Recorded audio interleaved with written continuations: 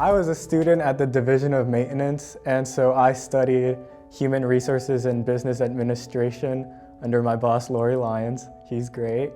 And so what I did was basically she would let me do job requisitions. So basically these are job postings on the MCPS website. And so I got to see a really different perspective for the job hiring part. And then she also let me do a compare and contrast. So for that, I had 2 different jobs. And basically I was trying to pitch to her whether these jobs should be combined or they should remain separate. Summarize was really eye-opening.